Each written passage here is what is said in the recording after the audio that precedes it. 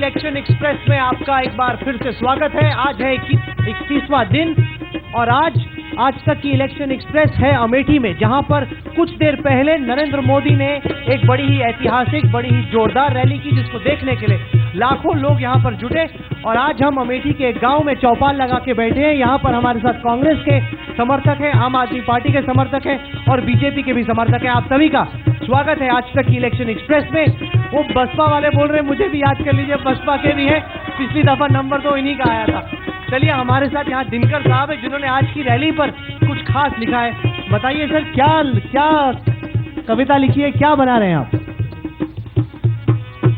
मैं कहना चाहूंगा सर, यहाँ के जितने भी समर्थक बैठे हैं पार्टियों के, मैं एक कलाकार होने के नाते सभी से कहना चाहूंगा कि राजनीति के स्वयंवर में जीतता कौन है, राजनीति के स्वयंवर में जीतता कौन है और अमेठी की बगिया को सींचता कौन है। और एक तरफ गरीबों का दिल है, एक तरफ नेताओं के शब्दों का पत्थर देखता है, सबसे पहले टूटता कौन है। कौन टूटेगा पहले, शब्द टूटेंगे कि नेताओं के दिल टूटेंगे? अरे सर राहुल जी, गरीबों का दिल तो हमेशा से टूटता आया है और शायद इस बार भी यही होगा। लेकिन आज लहर दुनिया, ये देश जिसको लहर में देख रहा है उसी को चुनने वाली है जनता। आपको नजर आ रही है लहर? क्योंकि बड़ी बहस तो इसी को लेके हो रही है कि लहर है नहीं है। आपने कुछ लिखा भी है, गाने के लिए सुनाई। अरे 5 साल और कहना है नेताओं के लिए जो जीत कर चले जाते हैं वापस नहीं आते, 5 साल में 5 बार आते हैं, उनके लिए कहना है कि 5 साल लिहाला ना केहू के खबरिया हो, अपना खरीद लिहला 10 ठूसा फरिया हो, और जनता के चूस लिहला खुनावा आई हो नेताजी, जनता के चूस लिहला खुनावा आई हो नेताजी। 5 साल लिहाला ना केहू के खबरिया हो, अपना खरीद लिहला 10 ठूसा फरिया हो, जनता के चूस लिहला खुनावा आई हो नेताजी। और कहना है कि जनता के पैसों से ये लोग महल बनवाते हैं लेकिन गरीबों को भूल जाते हैं। जनता के पैसा से महल बनवाई, काहे के गरीबवन के याद नहीं आई। जनता के पैसा से महल बनवाई, काहे के गरीबवन के याद नहीं आई।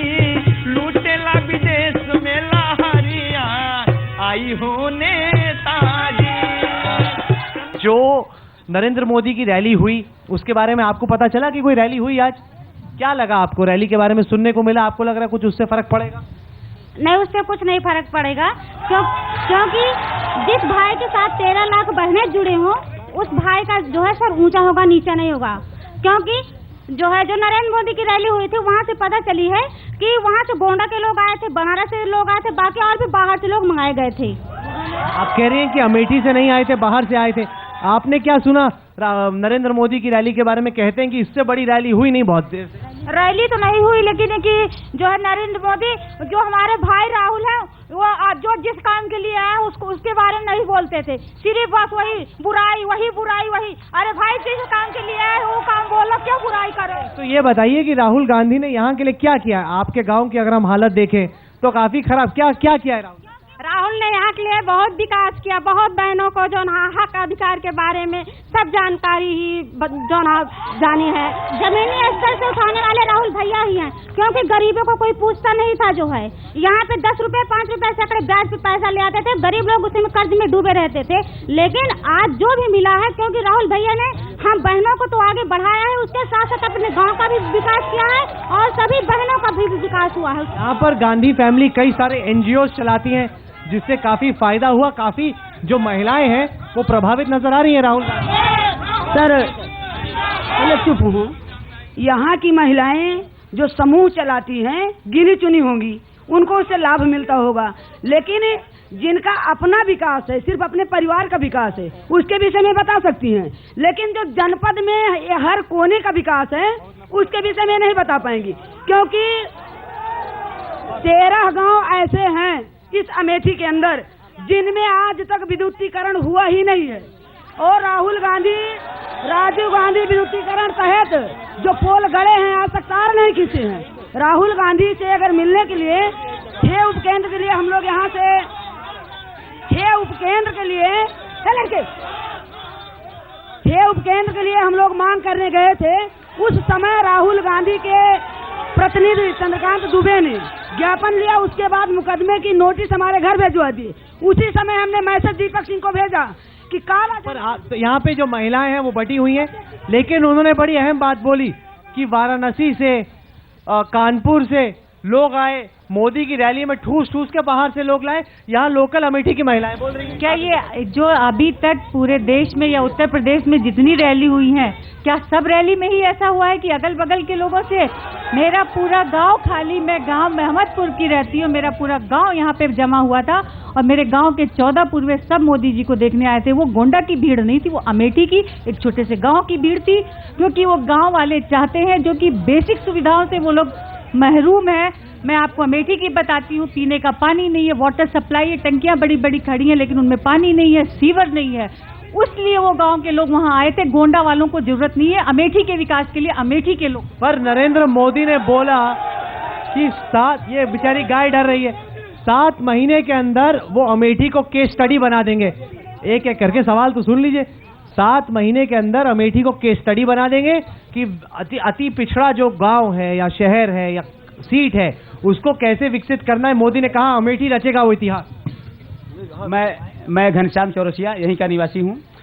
अभी आपने जो पूछा यहाँ के विकास के बारे में, पूरी जनता यहाँ। आप मानते हैं कि नहीं अमेठी सबसे पिछड़े इलाकों में है देश के? बिल्कुल नहीं, बिल्कुल नहीं, हकीकत है ये, अमेठी की हकीकत है ये। अमेठी बिल्कुल पिछड़ा नहीं है।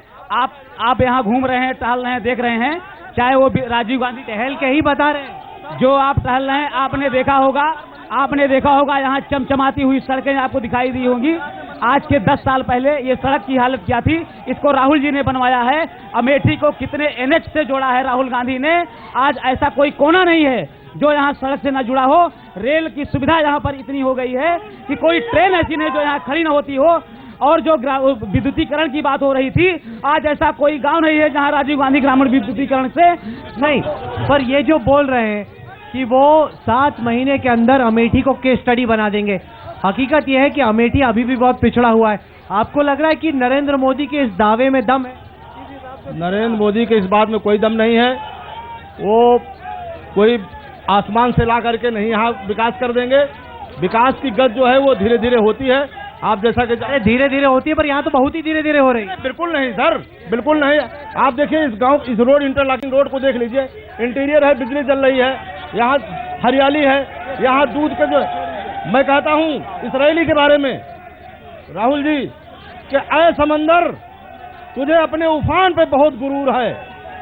मैं परिंदा हूँ, तेरे सीने को चीर करके पार हो जाऊंगा सर। और एक सवाल है, एक सवाल मैं श्री गोविंद नारायण शुक्ला जी से पूछना चाहता हूँ। माननीय रश्मि सिंह जी बैठी हुई हैं। मैं पूछना चाहता हूँ कि माननीय स्मृति ईरानी 2009 में वो चुनाव लड़ी थी चांदनी चौक दिल्ली से, वो हारी थी। भारतीय जनता पार्टी ने उनको राज्यसभा में भेजा। मैं पूछना चाहता हूँ कि जब अमेठी से हार करके स्मृति ईरानी जाएंगी तो भारतीय जनता पार्टी क्या पुरस्कार? वहां पर जो लोग बैठे थे उन्होंने एक सवाल उठाया और वो सवाल बड़ा अहम था। वो सवाल ये था कि स्मृति ईरानी का रिकॉर्ड ऐसा रहा है कि वो जहां से हार जाती हैं फिर वो वहां जाती नहीं है। अमेठी की वो है नहीं, गांधी फैमिली का यहाँ से 4 दशक का वास्ता रहा है। तो कह रहे हैं कि अमेठी गांधी फैमिली की रग रग में है, स्मृति तो बाहर वाली है। अमेठी गांधी परिवार के रग रग में है, लेकिन अमेठी में जो रैली हुई है, ऐतिहासिक रैली, ये गांधी परिवार के खिलाफ ही हुई है। ये रैली बताती है कि गांधी परिवार की नींव यहाँ से उखड़ चुकी है। गांधी परिवार बहुत दिनों तक यहाँ नहीं रह सकता। गांधी परिवार यहाँ 77 में हारा है। यहाँ के स्थानीय सांसद ने, स्थानीय नेता ने गांधी परिवार के संजय गांधी को सन 77 में धूल चढ़ाई है। सन 98 में संजय सिंह ने सतीश शर्मा जी को चुनाव हराया है। ये नेहरू परिवार की धरोहर नहीं है, जनता का निर्णय है, जनता परिवर्तन। पर ये आरोप बार बार बीजेपी कांग्रेस पे लगा रही है कि गांधी फैमिली ब्लैकमेल करने की कोशिश करती, इमोशनली ब्लैकमेल।